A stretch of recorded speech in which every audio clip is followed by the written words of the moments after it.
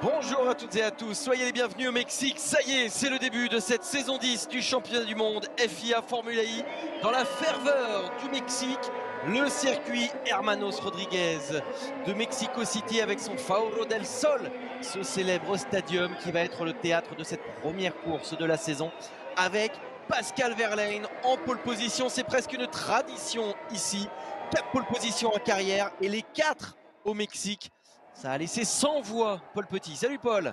Salut Adrien, et comme vous l'avez dit, il est quasiment à domicile, Pascal Wehrlein. Il avait remporté sa première victoire en carrière ici même. C'est parti pour cette saison 10.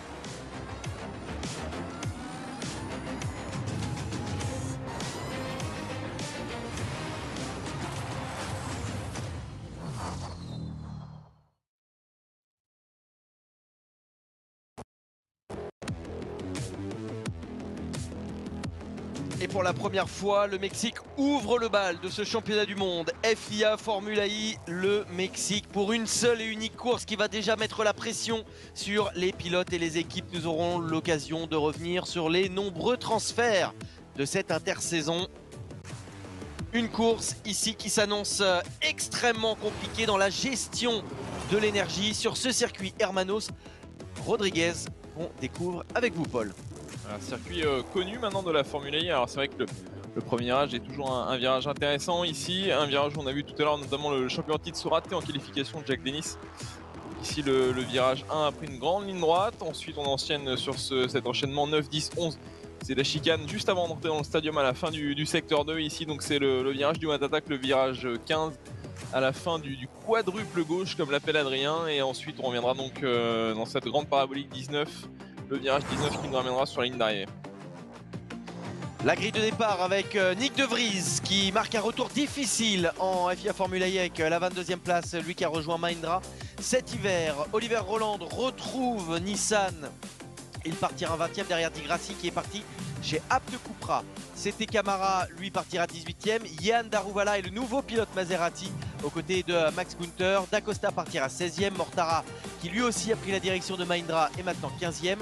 Nato a rejoint Andretti, il part 13e devant le champion en titre et donc son nouveau coéquipier. Sam Bird a rejoint McLaren, il part 11e devant Nico Müller. La 5e ligne 100% française, Jean-Éric Vergne partira 10e, Sacha Fenestras 9e. 8e place sur la grille pour Stoffel Van Dorn et la 7e place pour Robin Freins. La 6e place sur la grille pour Jack Hughes qui partira juste derrière les deux Jaguars qui ont été impressionnantes en qualification. Mitch Evans partira 5e, Nick Cassidy partira 4e derrière Max Günther qui partira 3e. Max Günther qui bénéficie d'une petite place de pénalité sur la grille pour les deux Jaguars. La première ligne, Sébastien Buemi qui a bien tiré son épingle du jeu de ses qualifications mais qui s'est fait battre en finale par Pascal Wehrlein qui partira donc en pôle. Porsche qui envoie un message à Jaguar sur cette première qualification de l'année. Oui, surtout que Jaguar pendant les phases de qualification était vraiment favori pour la pole position et c'est vrai que Wehrlein a réussi à surprendre un petit peu son monde. Et, on peut le redire, on peut clairement dire qu'au moment des demi-finales, on était intimement persuadé qu'on avait deux Jaguars en finale. Ah oui, clairement, c'est vrai que les Jaguars, que ça soit dans les phases de groupe et en quart de finale et jusqu'aux demi-finales, étaient clairement favorites. Et puis après, voilà, Pascal Wehrlein, on le sait ici, c'est un circuit qu'il adore et quelle performance d'aller décrocher cette pole position ici à Mexico pour la première de la saison 10. Et si vous découvrez la Formule I, ne soyez pas surpris de cette image. On est dans une compétition où la gestion de l'énergie est essentielle. Donc là, les batteries sont pleines. Évidemment, on ne fait pas un tour de chauffe à dépenser de l'énergie. La course va directement partir depuis la grille de départ sous le regard de Usain Bolt qui a même eu l'occasion de découvrir de l'intérieur la Formule I. C'est la deuxième saison que nous allons vivre ces courses avec la Gen 3, cette troisième génération de monoplaces électriques. Dans quelques instants, nous allons partir pour 35 tours et sous la chaleur du Mexique, la gestion de l'énergie, la gestion de ces batteries va être essentielle. Porsche face à Jaguar. Et le très bon départ de Pascal Wehrlein. Bon départ de Max Günther avec la Maserati, attention. Buemi qui se protège à l'intérieur. Les deux Jaguars qui vont essayer de bien se repositionner. Oui, attention à Norman Nato qui a failli se faire piégé, à moins que ce soit Jack Dennis, mais en tout cas il y a une Andretti qui a vécu un premier virage un petit peu compliqué. Je crois que c'est Jack Dennis qui a pris l'avantage sur Norman. Et là ici on voit notamment Jean-Éric Vergne en train d'attaquer une remontée, il est 8ème. Le pilote de chez DS, la bagarre avec Sacha Fenestraz qui là ici... Et a tenté l'extérieur, Sacha Fenestraz. Sans succès, ça laisse les deux DS Penske 7ème et 8ème. On a pour le moment un premier tour sans encombre. Attention ici à la chicane notamment. Ouais, avec la McLaren. McLaren qui a fait une grosse, un gros coup de son côté en allant signer Sam Bird. Sam Bird qui a laissé son baquet chez Jaguar à Nick Cassidy. Nick Cassidy qui se voit presque entre guillemets récompensé de sa belle saison chez Envision l'année dernière en rejoignant l'équipe officielle Jaguar. On rappelle que Jaguar fournit Envision Racing en moteur électrique. Aïe aïe aïe, premier... Il y a eu un contact à l'arrière. Ouais, il y a eu un contact, premier tour difficile pour Lucas Di Grassi. Bon, à part ça, c'est un premier tour sans encombre. Et Pascal Wehrlein qui essaye de se détacher assez rapidement de Sébastien Buemi, parce qu'on sait, comme vous l'avez dit Adrien, la gestion de l'énergie va être assez importante et cette grande ligne droite là, si Buemi arrive à rester dans la zone d'aspiration, ça peut être un énorme avantage pour la suite de la course en termes de consommation d'énergie. Alors qu'à l'arrière on a vu un pilote Maserati, je pense que c'est Daruvala qui s'est raté, c'est Roland et Tictum qui en profitent. Donc voilà, ça va être une gestion très importante cette aspiration pendant la course. Donc je pense que Wehrlein va essayer de faire soit le forcing au début pour essayer de faire un gap et puis après de gérer la course comme il le peut. Mais voilà, pour le moment ça va être intéressant de suivre ce qui se passe au premier rang. Ouais, il y a un problème de surchauffe au niveau des freins pour Sacha Fenestraz. Il est à 200. Alors j'imagine c'est quoi? C'est 200 degrés? Ouais. Il semblerait quand même particulièrement chaud effectivement, surtout pour ce début de course, alors que le regen ne fait que commencer à fonctionner. Et si vous apercevez dans le virage 15, notamment le virage de l'attaque mode, on rappelle pour tous ceux qui ont l'habitude de nous suivre, c'est le virage où les pilotes devront passer au moins une fois pendant la course pour activer le mode attaque, un surplus d'énergie et qui a pour but un petit peu de redistribuer les cartes, que ce soit en consommation d'énergie et également en position sur la piste. Alors que Wehrlein, Adrien, il arrive pas forcément encore à se dégager. Voilà, on a le sentiment qu'on se neutralise. Tout le monde est pour l'instant en train de conserver de l'énergie. Il y a plusieurs stratégies qui vont se mettre en place. Okay, let's close that gap. We're happy to overconsume if that's needed. Let's close the gap. Ouais. C'est sorti pour une Cupra. Il y a une autre voiture qui a un problème devant, certainement celle avec laquelle il y a eu le contact. Voilà, décidément un début de course catastrophique pour Cupra. C'est Antonio Félix D'Acosta, la deuxième Porsche, alors que son coéquipier est en tête de la course. D'Acosta qui voit sa course se terminer. C'est des points qui s'envolent au classement par équipe. Il aurait été percuté par D'Acosta, Nico Muller. Ouais, je pense que et d'où la déception de Hans-Jürgen Abt tout à l'heure. Regardez. C'est Wehrlein. Est-ce qu'il l'a pas laissé passer? Il l'a totalement laissé passer. Vous avez raison, Paul. Pascal Wehrlein, on le rappelle, avec cette nouvelle voiture, il a activé le mode attaque. Il a activé le mode attaque et c'est volontaire. Ça lui permet de ne pas constamment, on va dire entre guillemets, ouvrir la route. C'est un petit peu comme en vélo. Et du coup, lorsque vous êtes premier, c'est vous qui fendez l'air et vous consommez plus d'énergie. Et là, aller activer le mode attaque, c'est perdre volontairement une place de la part de Pascal Wehrlein. Ça lui permet d'avoir utilisé son joker sans avoir perdu trop de position. Et là, ça va surtout lui permettre de rester dans le sillage de Buemi et de sauver de l'énergie. Ouais, c'est pour ça que je pense qu'il va pas du tout essayer de profiter du mode attaque. Et un drapeau jaune dans le virage 3, on y était. Buemi désormais en tête, Wehrlein deuxième. Max Günther troisième. Alors regarde, on va revoir le contact, je pense que c'est D'Acosta qui accroche, voilà, regardez ici, dans le virage 3. Voilà, mais là honnêtement, Félix D'Acosta, c'est... Ça peut pas passer ici. Il était trop loin, c'est un virage quand même assez rapide. Beaucoup trop d'optimisme de la part du pilote Porsche.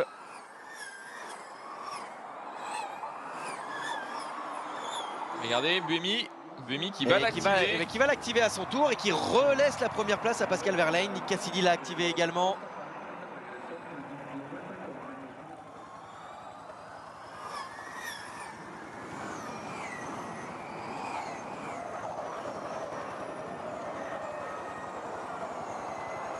rappelle qu'on est sur 2 activations, 8 minutes au total. C'est le pilote qui choisit sur son volant, Paul, la durée de la première activation et de la deuxième. Au total, ils ont 8 minutes qu'ils doivent, et on le rappelle, obligatoirement utiliser pendant cette course, même si ça surchauffe la batterie. Là, en l'occurrence, c'est un petit peu ça le problème quand on est dans un pays comme au Mexique où il peut faire très chaud. Il faut obligatoirement activer ces 8 minutes en 2 fois. Donc, ou vous faites 2 et 6, ou 4 et 4, ou 6 et 2. Ouais, voilà, c'est la nouveauté depuis la saison dernière. C'est effectivement les pilotes, Adrien, qui choisissent le temps qu'ils décident d'activer sur le mode attaque. Donc c'est un nouveau volet stratégique qui s'offre aux équipes et aux pilotes pour essayer de faire la différence. Et voilà, donc là on voit déjà que Verlaine a activé son premier mode attaque. Il a activé 2 minutes et regardez, Buemi lui a fait le choix tout de suite d'activer plus longtemps le mode attaque. Donc il aura moins d'attaque mode pour la fin de course.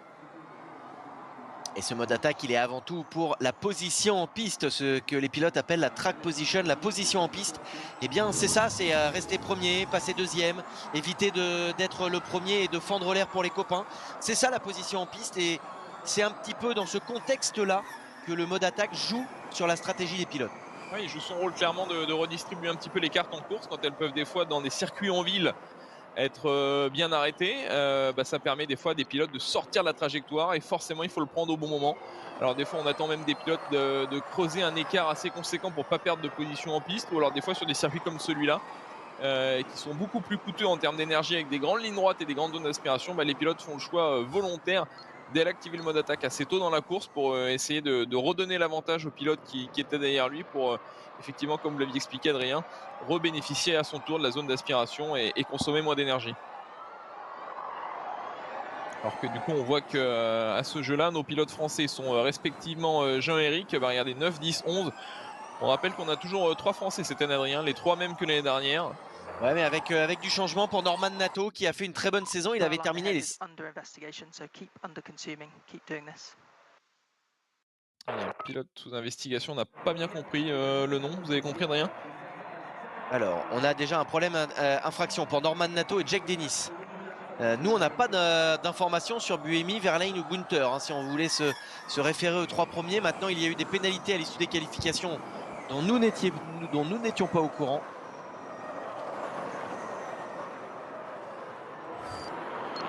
On rappelle qu'il et Pascal Verlaine, ça y est, ça vient de tomber. Ouais. Et c'était bien ça, j'étais pas sûr d'avoir entendu le nom à la radio. Pascal Verlaine. Okay, so we stay behind Buemi, keep under usage in slipstream. Alors qu'on lui disait de rester derrière Buemi, Pascal Verlaine est sous enquête pour une infraction technique. Une infraction technique, souvent c'est le logiciel en fait qui est embarqué dans cette voiture, qui est propre à chaque constructeur et qui parfois est mal calibré et qui va demander au moteur d'utiliser trop d'énergie par rapport à ce qui est autorisé. C'est au tour de Dacosta et de Muller. Alors, non, alors là pour le coup, pardon, Dacosta et Muller, c'est enquête pour l'accrochage tout à l'heure. Bon, on sait qu'il va être pénalisé, c'est certainement Dacosta.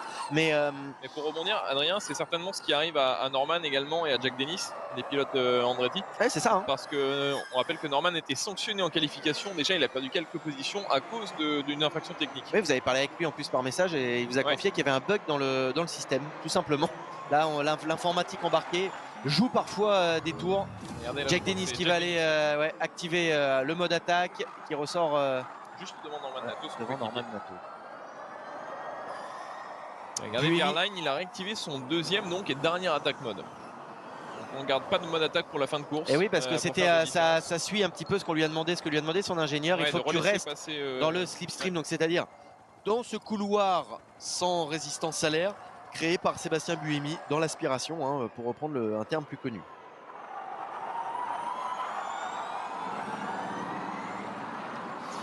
Seul Norman Nato n'a pas encore activé, alors Di Grassi il a eu un souci, mais seul Norman Nato, on va dire dans le top 10 pour le moment, n'a pas activé un seul attaque mode.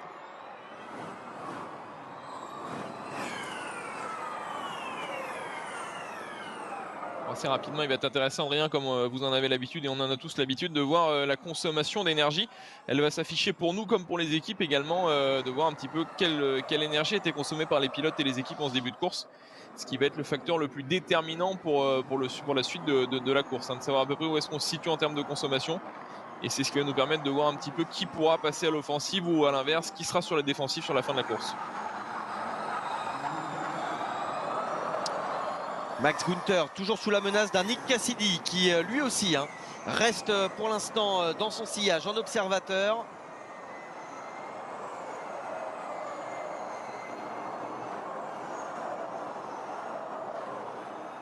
Oh, ça a tapé pour Robin Freins. Robin Freins qui a quitté Abt pour revenir à la maison, pour revenir chez Envision sous le regard du français Sylvain Philippi à la tête de cette équipe Envision. Est-ce que ça repart? Si ça repart pas là où il est positionné à la fin du secteur là, il y a 3, safety car. Il y a safety car si ça repart pas. Il s'est raté vers là.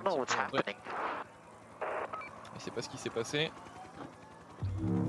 Et voilà, full course yellow. On neutralise toutes les voitures à 80 km/h. Oh, on a failli se toucher. C'est l'inconvénient du full course yellow. Oh là là là là, mais j'ai bien cru qu'il y avait eu contact entre Max Günther et Nick Cassidy.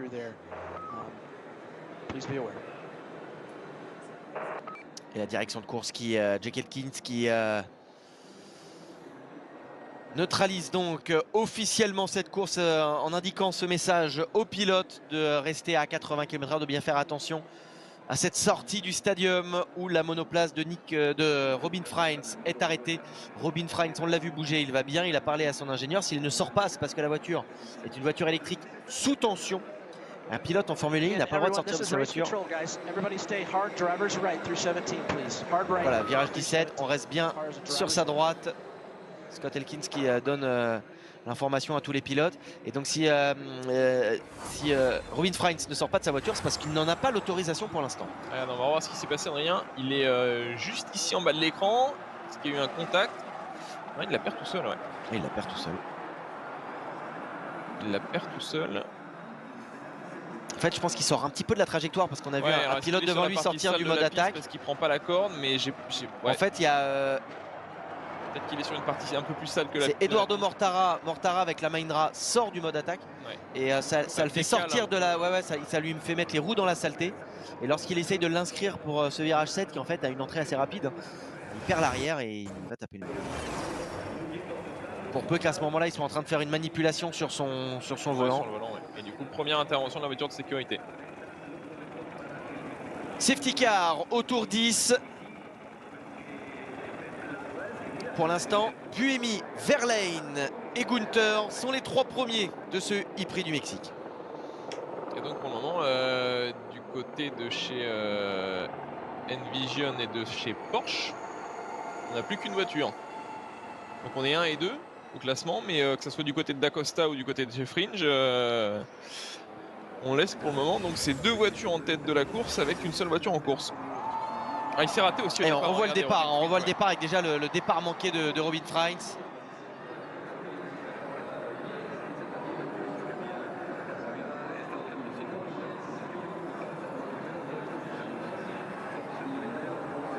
Sur une tension.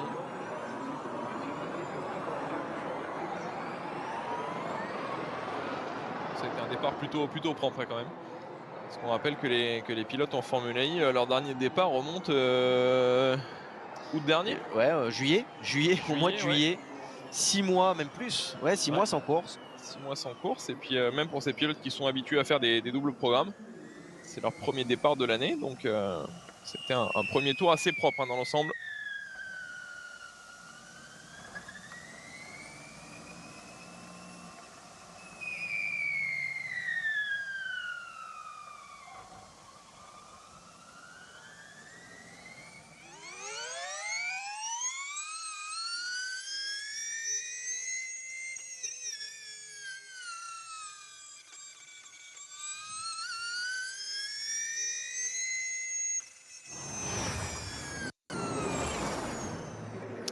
Robin Freins s'extrait de sa monoplace. Il va bien sous les applaudissements du public mexicain dans le Faro del Sol.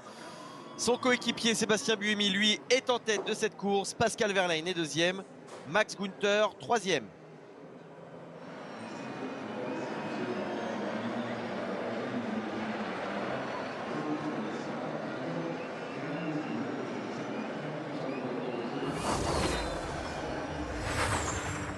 Voir ce qui s'est passé depuis l'intérieur de la monoplace de Robin Freins. C'est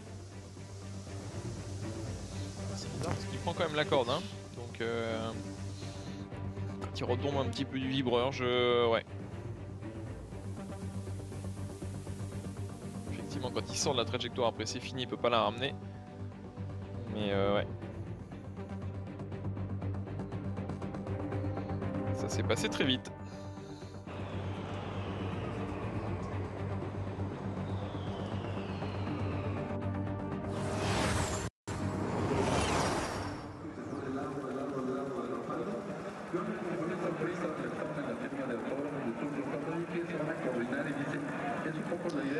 Nous sommes désormais sous régime de safety car.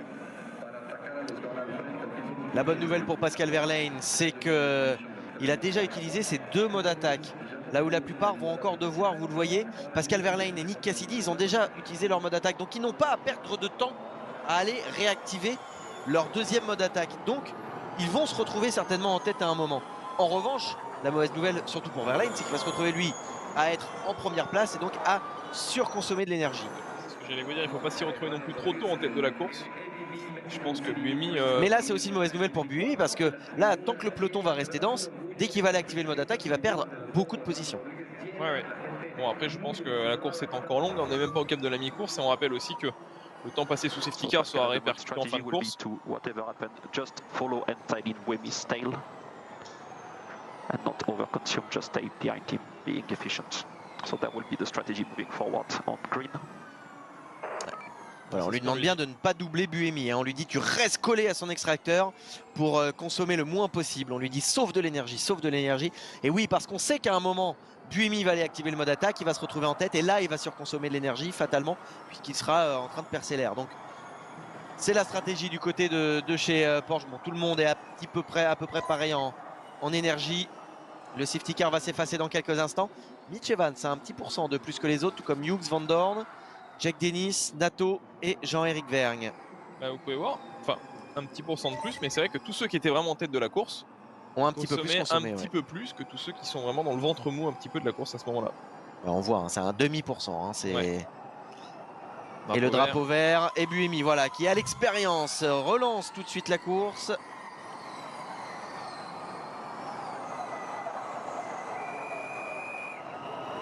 C'est reparti. Buemi, Wehrlein, Max Günther.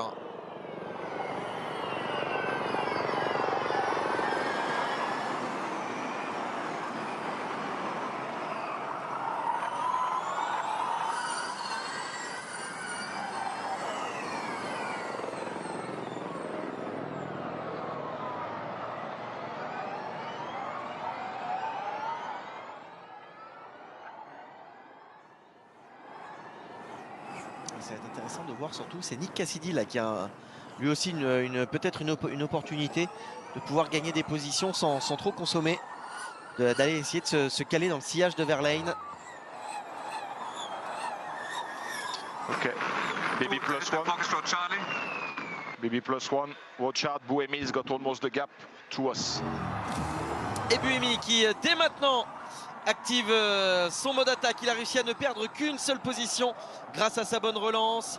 Buemi deuxième, Wehrlein en tête, alors qu'on parlait stratégie avec des codes hein, chez Günther. Là, on va pas vous mentir, c'est compliqué de traduire précisément ce qu'ils se sont dit. Baby plus one. Bonne chance. Pascal Wehrlein avec Porsche, la Porsche qui est de nouveau en tête de ce premier prix de la saison 10 devant la Envision motorisée par Jaguar, verte de Sébastien Buemi, la Maserati bleue de Max Günther, l'Allemand avec qui nous sommes embarqués. Là, nous sommes dans son casque qui lui occupe la 3e position. Et ça va vraiment devenir intéressant à partir de la fin du mode attaque de Buemi. On va voir si effectivement Wehrlein, ou alors il va vraiment pour moi faire le choix à ce moment-là de la course encore de ralentir. Il va essayer de vraiment pas consommer, mais il est vraiment dans la mauvaise position maintenant, Pascal Wehrlein. Ouais, là clairement Buemi a bien géré. En fait c'est vraiment sur sa très bonne relance Sébastien Buemi qu'il a réussi à faire un petit écart qui lui a permis de ne perdre qu'une seule position en allant activer son 2e mode attaque. Il est dans... Je pensais au moins que Günther pourrait passer Buemi, voire Cassidy. C'est vrai que ceux qui ont eu du mal à rester dans le match finalement là c'est les Jaguars. Très en observation derrière quand même hein. Norman Nato qui était le seul pour le moment pilote à ne pas avoir activé de mode attaque vient de l'activer. Il a activé d'abord 4 minutes. Après attention, hein, ici dans le Prix du Mexique, c'est un des modes d'attaque qui fait perdre le moins de temps de la saison. C'est un des moins pénalisants. Il reste 22 tours.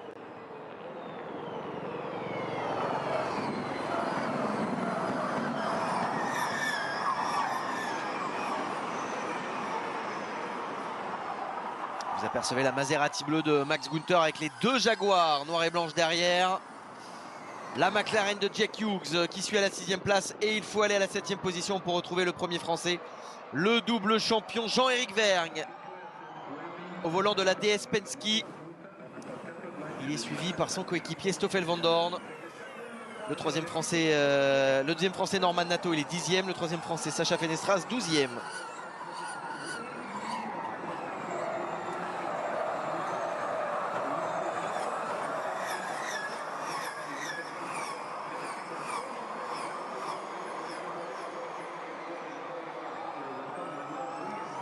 Ça continue au niveau du mode d'attaque. On a bien eu Mitch Evans et Jack Hughes qui se sont respectivement suivis pour aller activer leur dernier mode d'attaque.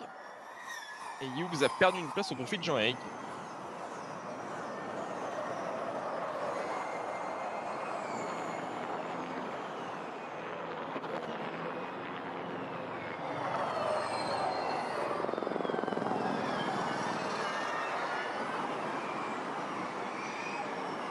Nick Cassidy qui force, hein. Clairement on a le sentiment que là il est en train de pousser pour garder le contact avec le trio de tête.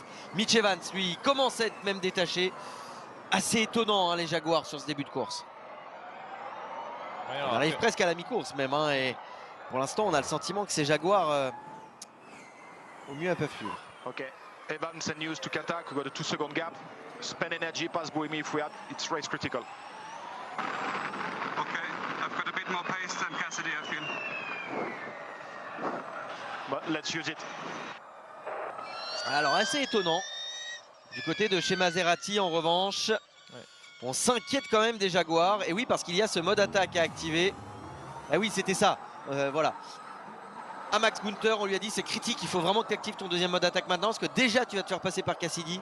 Evans est loin, profite de l'activer maintenant pour ne perdre qu'une position et non pas deux au cas où Evans remonte. Tout à fait. Donc ça laisse maintenant Cassidy sur le podium et donc Günther qui va essayer de revenir maintenant récupérer son bien, cette troisième position. On voit que le peloton commence à s'étirer un petit peu maintenant, Adrien. C'est Cassidy moi qui me vraiment que j'ai besoin de voir. Evans a lui aussi activé son dernier mode attaque du coup puisqu'il était trop loin de Günther pour le dépasser. Il a calqué sa stratégie sur la Maserati. Que va faire Nick Cassidy? Est-ce que cette Jaguar, est-ce que ces Jaguars, est-ce que ces deux Jaguars aussi rapides en qualification peuvent aller chercher la Porsche et la Envision qui ont finalement monopolisé la première ligne?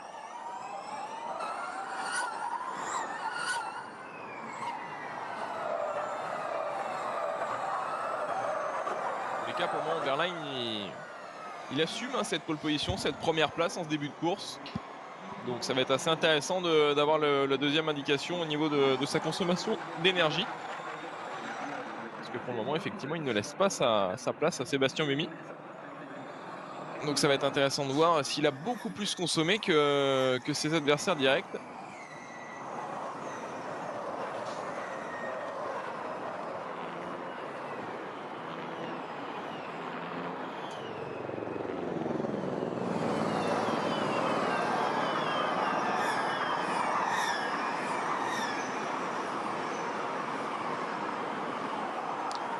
Trois victoires en carrière, hein, Pascal Verlaine. On le rappelle, sa première victoire, elle était ici, au Mexique. C'était devenu un petit peu sa deuxième maison, hein, ce circuit Hermanos Rodriguez, même si avant d'y connaître sa première victoire, il a eu beaucoup de déceptions sur les terres du Mexique. Il avait failli gagner sa première victoire ici en 2019. Il était tombé en panne sur la ligne d'arrivée, image absolument incroyable. À 100 mètres de la ligne d'arrivée, il était à 0%. Son power unit s'était tout simplement mis en économie et donc il s'était fait passer sur la ligne d'arrivée par Lucas Di Grassi. Et en 2021 à Puebla, alors qu'il était sur le point d'aller enfin conjurer le sort sur les terres du Mexique, eh bien, il apprend dans le dernier tour, alors qu'il est en tête avec beaucoup d'avance, qu'il va être disqualifié car l'équipe Porsche s'était trompée de monture pneumatique. Il n'avait pas mis les bonnes roues sur la voiture. Et c'est donc finalement en 2022 qu'il avait remporté sa première victoire et donc conjuré le sort sur les terres du Mexique. Incroyable histoire que celle de Pascal Wehrlein ici sur ce e-prix de Mexico City. Alors on vient de passer le cap de la mi-course. Donc pour le moment la logique des qualifications est plutôt respectée. On se rappelle que dans le passé des fois on avait des pilotes comme Mitch Evans qui, lorsqu'il se ratait un petit peu en qualif, faisait des remontées assez impressionnantes. Pour le moment la logique est respectée. On a Jean-Éric qui s'est bien repositionné 6ème, qui a réussi à entrer dans ce top 8. Et on a toujours Stoffel Vandon également qui partait 7ème, qui est 8ème. Et puis on a Norman Nato 10ème. Donc pour le moment une logique assez respectée. Les pilotes, les forces en présence entre nos qualifications sont assez respectées.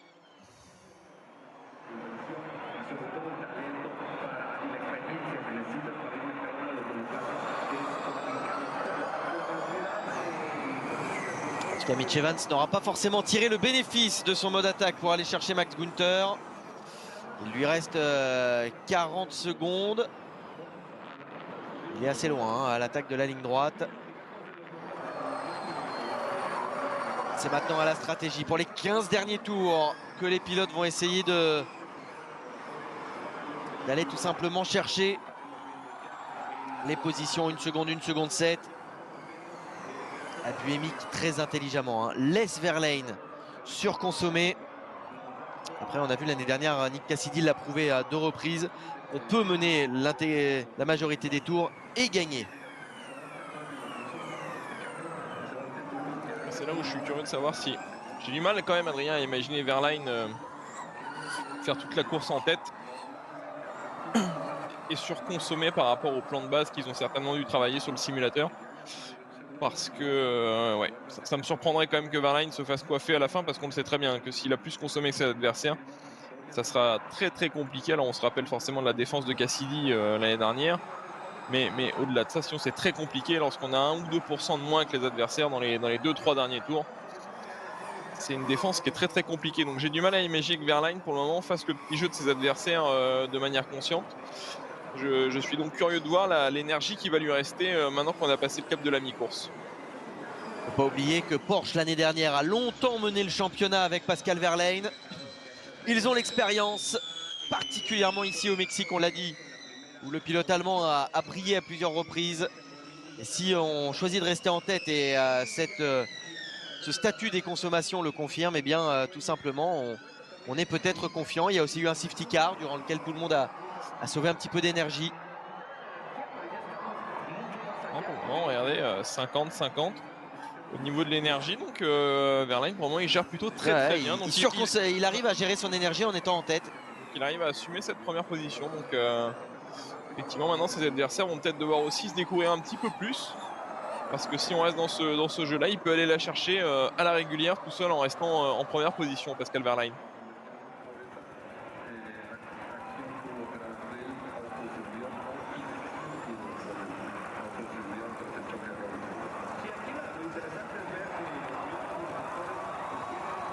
C'est vrai qu'il faut aussi s'habituer à cette nouvelle livrée. Adrien, vous en avez parlé de la Porsche maintenant qui est toute grise, qui change par rapport à la livrée précédente des années précédentes. Je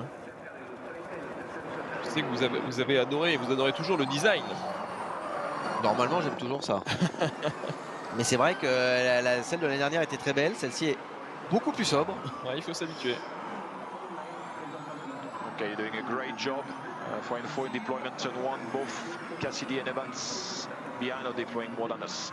You're doing a great job, Apex speed looks good. Alors du côté de Max Günther, on espère peut-être une petite baisse de rythme chez Nick Cassidy pour rallier l'arrivée. En tout cas, ce que laisse entendre le message de l'ingénieur, c'est que eux peuvent garder ce rythme jusqu'au bout. Et on s'attend à ce que Cassidy et Evans, c'est-à-dire la voiture devant lui et la voiture derrière lui, doivent à un moment rebaisser en rythme pour rallier l'arrivée. Mitch Evans qui est sous la pression de Jean-Éric Vergne. Et même si officiellement Max Günther a un moteur électrique Maserati, on sait que C'est la même maison avec DS. Hein. Donc si la DS de Jean-Éric Vergne est rapide et plus rapide en fin de course, ça peut également être le cas pour Max Günther. Il est bien placé, Jean-Éric. Il est très bien placé, il est dans la zone d'aspiration de Mitch Evans. C'est ce qui va faire le choix d'aller passer à l'attaque tout de suite. Il a perdu un petit peu de temps dans ce virage 19. Il a peut-être géré également. Norman Nato qui a activé son deuxième mode attaque tout à l'heure. Il est redescendu 11e. Jean-Éric Vergne qui est en train de faire une vraie remontada sur cette fin de course. Hein, le Français. Très belle course. Surtout, il a l'air vraiment d'avoir le rythme si on compare pour le moment à Evans. Visuellement en piste, alors c'est peut-être encore un petit peu tôt pour se positionner, mais on est bientôt au 10 tours réglementaires de cette course de Mexico. Mais pour le moment, effectivement, il est très à son avantage. Regardez, c'est le seul qui arrive à se montrer plutôt incisif par rapport au pilote qui est devant lui. Donc je ne serais pas surpris de le voir attaquer assez rapidement Evans, Jean-Éric.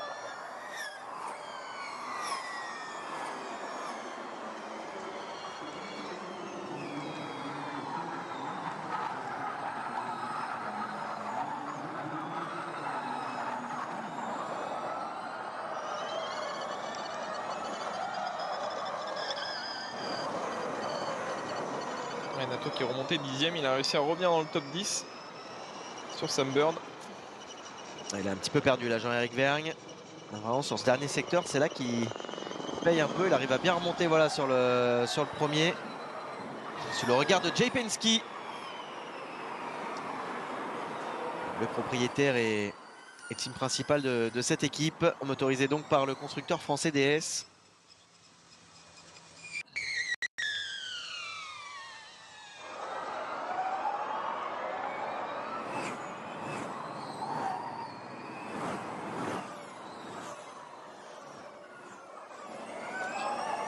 On se neutralise pour l'instant entre Pascal Wehrlein et Sébastien Buemi.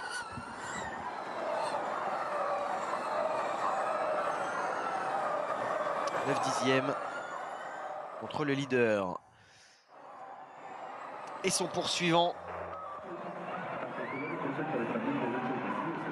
Okay, Pascal, pace is looking good, energy under control, car behind deploying more demand to stay in our slipstream, so that looks good. Alors, intéressant. Chez Porsche, on lui dit que donc, la gestion est bonne. Et on lui dit qu'en fait, Buemi serait en train limite de plus consommer. Ce qui n'est pas forcément traduit par ce rapport d'énergie.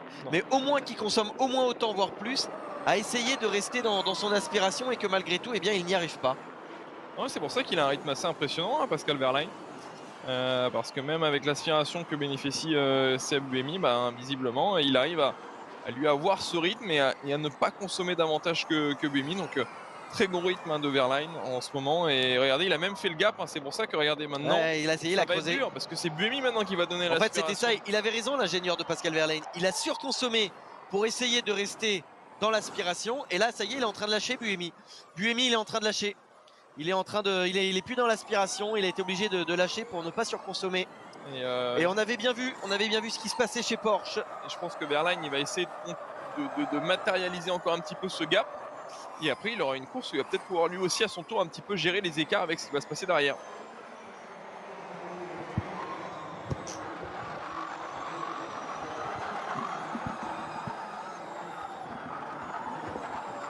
Et pendant ce temps-là, Jack Dennis à la bataille avec Stoffel Van Dorn.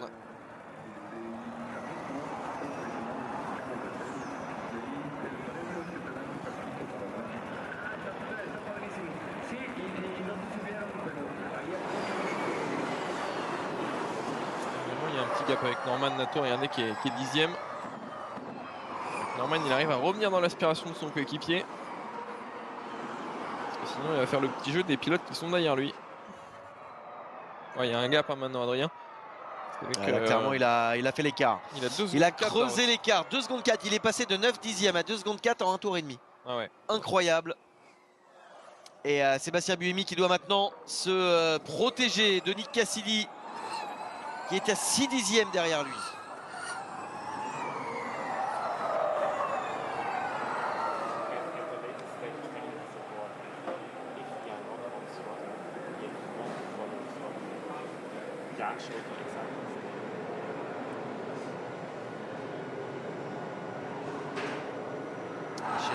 a l'expérience. Hein.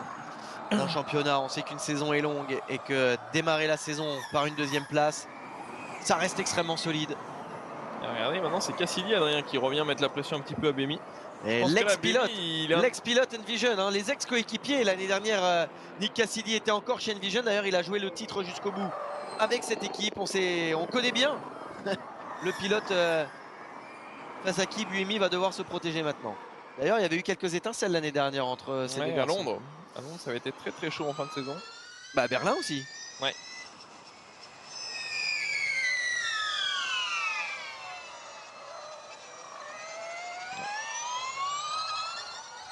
Un petit peu différente, on a le sentiment qu'il se rate un petit peu en entrée Cassidy, mais il arrive à bien revenir récupérer sa deuxième corde en sortie.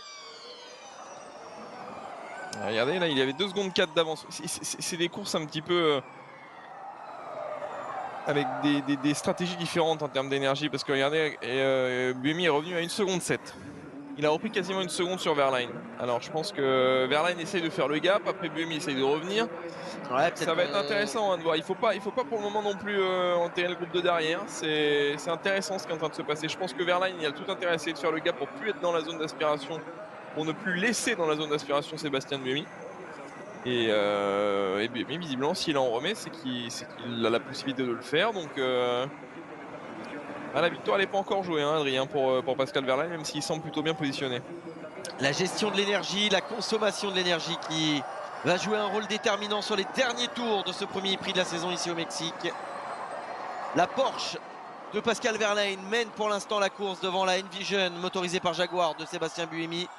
Nick Cassidy avec la Jaguar officielle est 3e. Max Günther avec la Maserati est 4e devant la 2e Jaguar officielle de Mitch Evans. Le premier français, c'est le double champion Jean-Éric Vergne avec la DS Penske Or que vous avez à l'image, qui est dans le sillage de la Jaguar de Mitch Evans et poursuivi par la McLaren de Jack Hughes.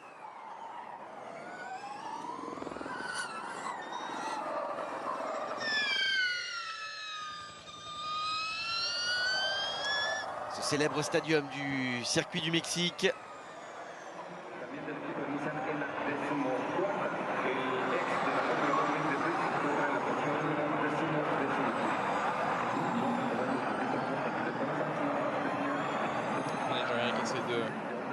Porter une attaque maintenant sur Mitch Evans dans ce virage 1. Rester le plus proche possible dans la zone d'aspiration. Il n'a jamais été aussi proche à la sortie. Pour autant, il va faire le choix de l'attaquer tout de suite. Non, il reste encore un peu derrière. C'est pas l'un des circuits non plus les plus impressionnants hein, en termes de course et d'animation. C'est peut-être un circuit très intéressant pour la stratégie. Et un bon révélateur pour la suite de la saison sur les forces en présence.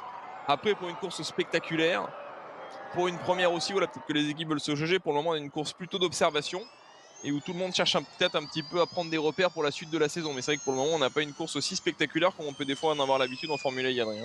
On rappelle que le prochain rendez-vous, ça sera un double rendez-vous à Riyad en Arabie Saoudite dans 2 semaines, vendredi 25 et samedi 26. Vous pourrez bien évidemment suivre ces 2 rendez-vous sur notre antenne, ce double week-end, ce double header comme vous dites Paul. Vous qui êtes parfaitement bilingue. Exactement Adrien.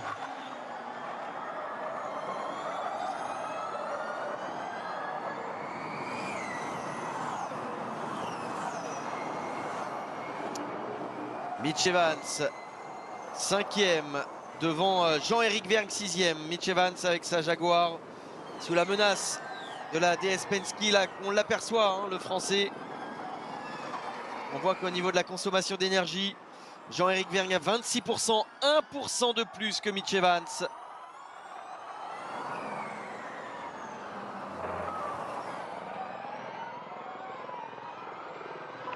Kirby Pascal, cap 1.7, Buemi pushing. Ah ouais, Buemi est en train de pousser. On lui donne l'écart et ça y est, il y a 1% d'écart. Hein, il y a 1% d'écart entre Pascal Verlaine et Sébastien Buemi. Un demi-%. Ah, mais il a fait le job Adrien parce que à partir de maintenant, s'il veut revenir, Buemi il a quand même 1 seconde 8. Il va falloir qu'il aille le chercher aussi ce gap là et certainement qu'il va devoir consommer de l'énergie. Donc pour moi, pour le moment, si ça reste comme ça me laisse plutôt penser que Pascal Wehrlein, il est en train de gérer très intelligemment maintenant l'écart qui le sépare de la concurrence. Hein.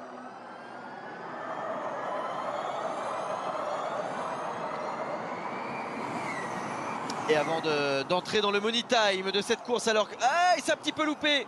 C'est un petit peu loupé, Mitch Evans. Est-ce que le Français va en profiter pour y aller maintenant? Non, il va tempérer encore un peu Jean-Éric Vergne.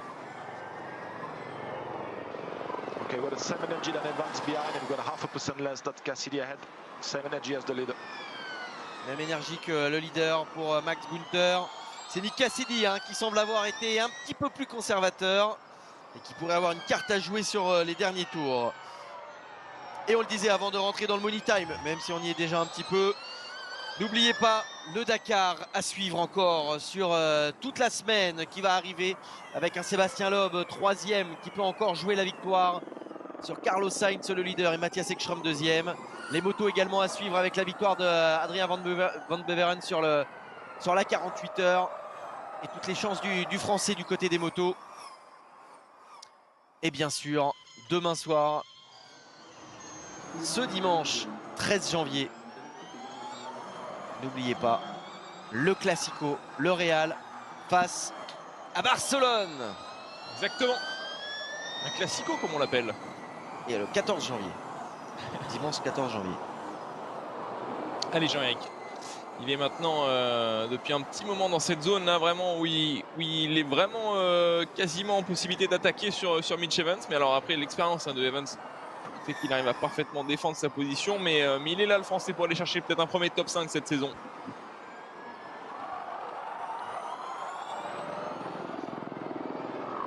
Ah, devant l'écart il est stabilisé Adrien. Même si visuellement on a l'impression que Buemi reviendrait peut-être un petit peu. Il y a toujours une seconde 7 d'écart entre les deux.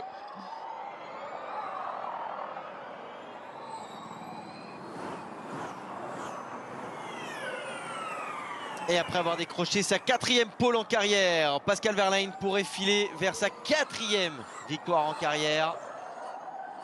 Le pilote Porsche l'année dernière avait démarré sa saison sur les chapeaux de roue. Et bien il réitère le scénario cette année.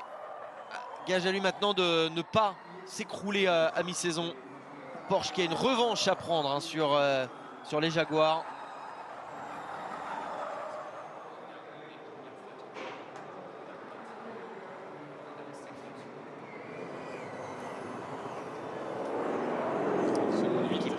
Qui semble un petit peu résigné là. On a aperçu Sylvain Philippi alors que Jean-Éric Vergne a reperdu un petit peu de temps sur Mitch Evans.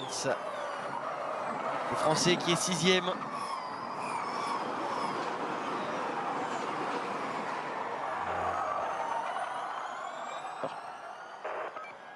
So 6 laps remaining, situation under control.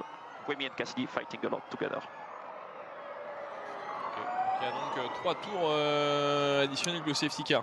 Ce qui nous resterait donc 3 tours, réglementaires. Une course qui comporte 35 tours et donc après 3 tours supplémentaires du haut de temps passé sous safety car.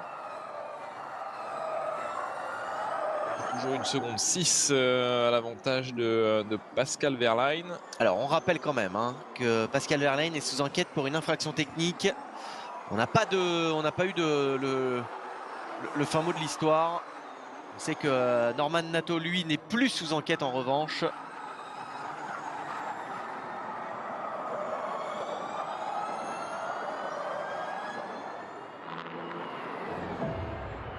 Trois tours, 2 tours. C'est que la radio avait peut-être un écart. C'est que la radio a daté du tour d'avant. On nous a diffusé, c'est fort possible. En tout cas, 2 tours additionnels.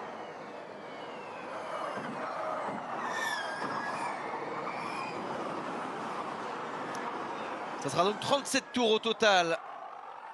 Regardez, c'est Evans. Là, il va se passer quelque chose. Jean-Éric Vergne qui a été un petit peu plus conservateur là pour repartir à l'attaque de Mitch Evans sur les derniers tours. C'est Cassidy qui fait une première belle course, Adrien. On sait qu'il est le transfuge dans cette nouvelle équipe pour lui, Jaguar. Et il réussit à finir pour une première devant Mitch Evans. Et même en course, il est plus à son avantage. Cette 3e place, il l'a bien consolidé. Regardez Jean-Éric. Allez, Jean-Éric Nseye qui met la pression. Il n'a jamais été aussi proche là. Et Norman Nato aussi, le Français qui a rejoint Andretti et qui pourrait aller marquer des points dès sa première course avec l'équipe. Ouais, il va se passer quelque chose. Regardez, Jean-Éric, il est juste là. Il est juste là à la sortie du stadium. Essaye de bien préparer la sortie de ce virage 19. Pas perdre trop de temps et essayer après de rester vraiment dans cette zone d'aspiration. Regardez ici. On entend vraiment la période où Mitch Evans est obligé de soulager. Mais il sort bien de cette parabolique à chaque fois. Il sort bien et en fait il consomme plus d'énergie tout simplement. Hein. C'est un endroit où Jean-Éric Vergne est un petit peu plus conservateur. Le peloton est en train de se resserrer. Hein. Il doit y avoir à peine une seconde entre Jean-Éric Vergne 6e et Norman Nato 10e. Copy. 4 laps remaining. Cap 2 seconds. Let's be efficient. Allez, soyons efficaces. Buemi qui s'est maintenant mis à l'abri de Nick Cassidy. On va dire que le top 3 s'est un petit peu neutralisé. Une seconde 5 d'écart, ça va être juste. Il a la course en main, Pascal Wehrlein, s'il ne fait pas d'erreur. Il va peut-être aller en chercher une 5e victoire. 4e, ça serait déjà sa 4e. J'ai vu afficher 4 victoires et 13 pour Buemi.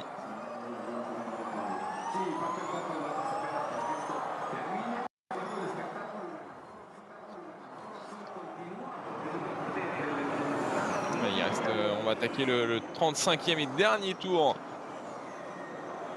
de course.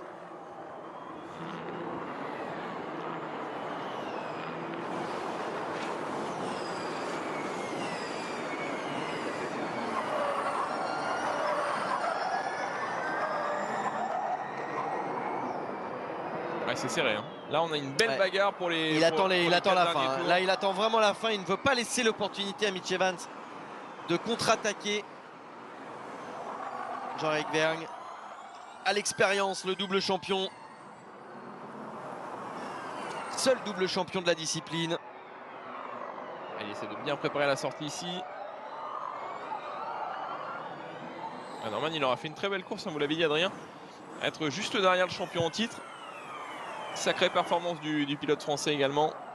Qui pour lui a une très belle opportunité cette année en rejoignant Andretti. Puis c'est également complètement mérité. Hein. C'est vrai que c'était sa 3e saison maintenant à temps complet en Formule I. Et on lui cède vraiment une belle saison. Alors que là, regardez, à l'entrée du stadium, Jean-Éric qui se décale à l'extérieur. Il essaie de recroiser. Il commence à se montrer vraiment très insistant dans les rétros.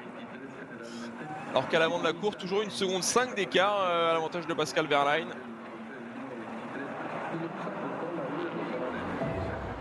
Et Buemi qui a fait le gap également hein, sur Cassidy, on le voit bien à l'image comme vous l'avez dit. Mais Buemi remonte sur Wehrlein. Hein. Il reste 2 tours et Buemi remonte quand même bien sur Wehrlein. Est-ce qu'il va tenter quelque chose? Ça nous semble loin, mais il veut garder le contact quand même. 5% pour faire 2 tours. On est d'accord? Ouais. Ça va être serré. Ouais, Jean-Éric, toujours 1% de plus que Mitch Evans. Voire 2, 1,5 on va dire.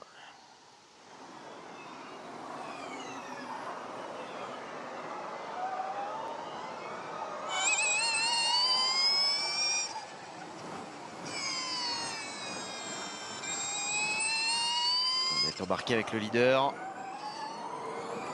Et c'est vraiment resserré hein, ce peloton. De la 5e à la 10e place. À la 11e même. Avec Oliver Roland pour son retour chez Nissan. Qui est vraiment là en embuscade. Vous voyez ce petit train. C'est Mitch Evans hein, qui bloque un petit peu tout le monde. Ouais. Est-ce qu'il y en a un qui va tenter une attaque? Le dernier tour, Wehrlein, Buemi. Et pendant ce temps-là, Nick Cassidy qui vient prendre le point provisoire du meilleur tour en course.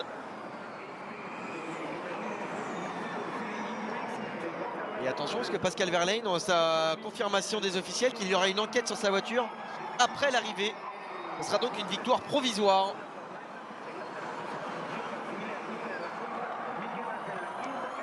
Regardez. 4% Denis, 4%, 3% Nato. Van Dorn peut être sous la menace de Denis. 1% Max Günther, 1% Pascal Wehrlein. Ouais. Ouais, mais il est dans le dernier virage. Et non, il rentre seulement dans le stadium à 1%.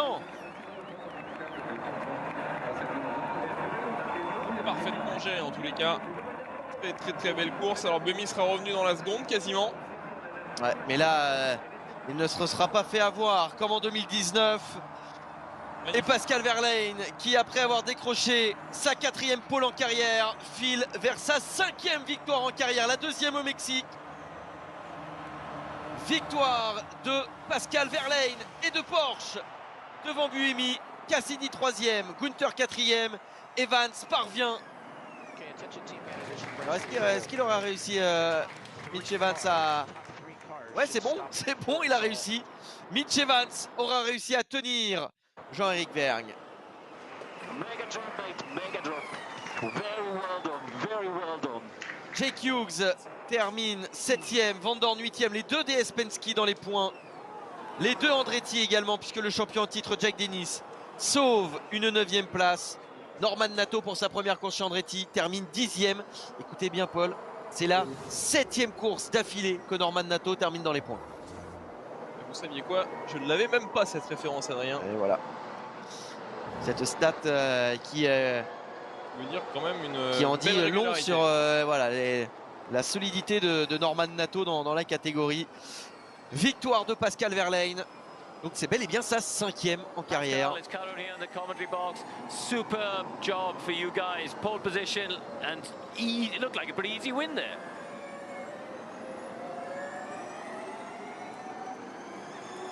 You're not quite hearing a response there from Pascal, unfortunately.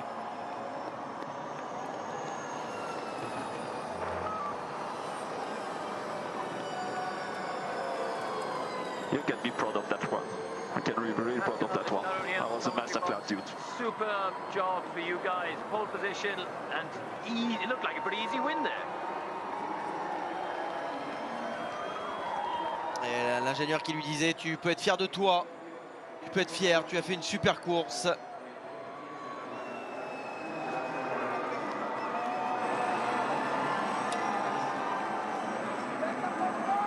Et le voilà le vainqueur, Pascal Wehrlein et Porsche remportent la première victoire de cette saison 10.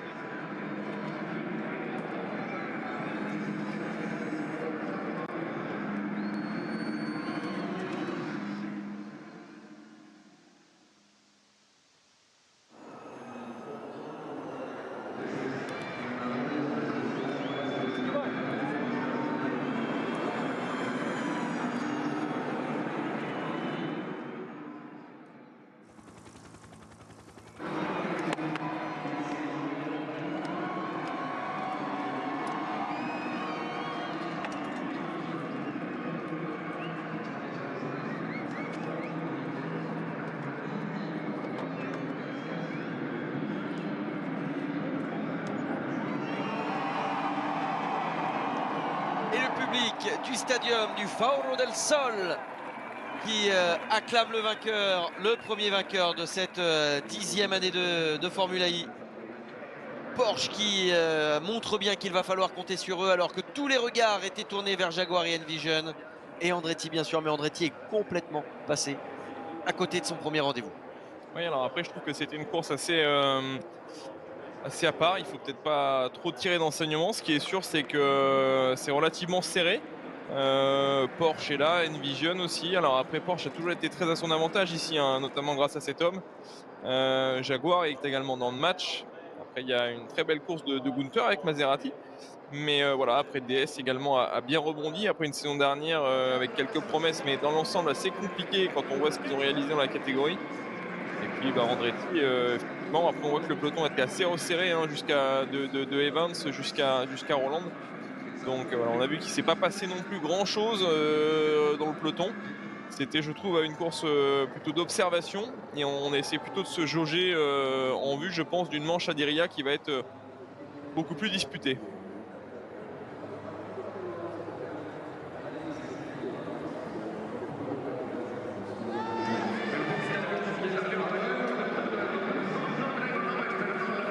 On va peut-être avoir l'occasion de l'écouter, le vainqueur du jour, Pascal Wehrlein.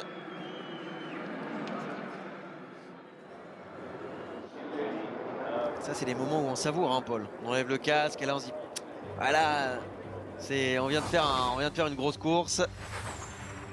Alors, surtout que c'est la première de l'année, hein. C'est idéal de lancer cette saison comme ça. Alors, après voilà, lui, comme vous l'avez très bien dit Adrien tout à l'heure, il était également aux avant-postes au championnat l'année dernière jusqu'à quasiment la mi-saison. Donc voilà, c'est sa 5e victoire. C'est pas un habitué quand même, mais pas loin. Il prend quand même l'habitude de se bagarrer devant. Je pense qu'il aura surtout à cœur de cette fois-ci rester clairement un candidat au titre jusqu'à la fin de la saison et de ne pas seulement bien commencer. Mais voilà, en tous les cas, c'est très très bon pour la confiance et c'est très bon pour la suite.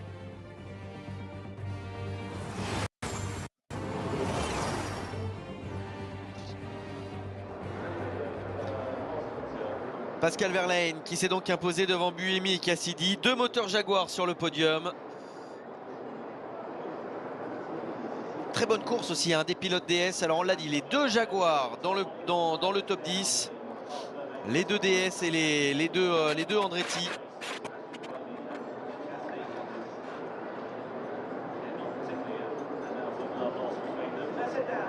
Débrief entre les ex-coéquipiers. Ouais. Alors après, je pense que je sais pas si Wehrlein est au courant de l'investigation qu'il a sur lui suite au problème et peut-être éventuellement Problème technique. Après, ça peut, voilà, ça c'est plus au niveau de l'équipe que ça peut aussi être une pénalité sur la prochaine grille. Hein. Ouais, tout à fait. On en saura plus lors du prochain rendez-vous, le 26 et le 27 à Riyad.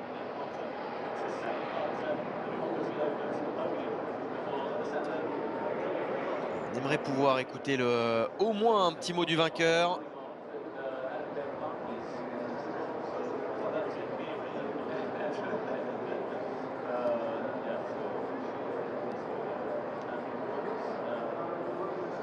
Pascal Wehrlein.